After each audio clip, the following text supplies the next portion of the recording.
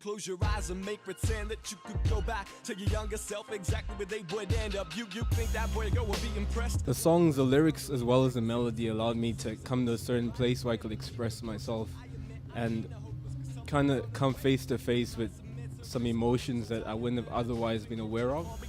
Want a celery like a sticker in the head that reads commonality. Fitting with the rest is what they're telling me, but I still ride rapper in large print on my income and Been able to see what you're going through the music, through the lyrics, and yeah, I've been able to kind of see, is this where I want to be? Is this the person I want to be? When you're looking at it on paper, and when you're kind of listening back to the song that you wrote, you kind of see it in a different light. And I think music just allows me to come to that place. Psychologist is massively helpful, and I wish I'd known that in high school. Like, if I could go back to my younger self, I'd say speak to someone, because it's so important to speak to someone, like let them know what's going on. I think when you're younger, you have this idea that it's strange and it's weird to speak to people about what's going on, but it's so beneficial and so helpful, and it kind of took me 10 years of my life to realize that, you know, that's very necessary and very healthy to do.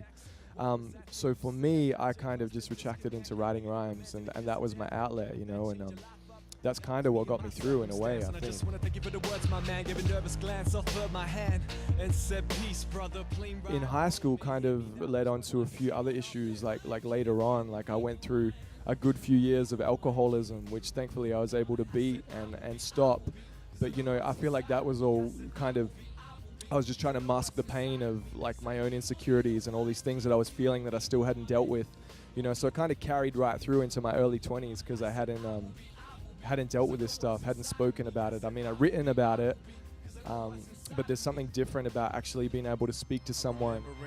Something I read somewhere, I should start every page with like a letterhead. Said the biggest tragedy in It's life. really important to get it out there, to not have to carry it inside, because it does a lot of damage the longer you keep it in, thinking that you're isolated, you're alone. Being able to share it with someone, being able to journey with someone that you can trust it's really valuable. It's scary. It's really scary to tell someone you have a problem that carries a lot of stigma.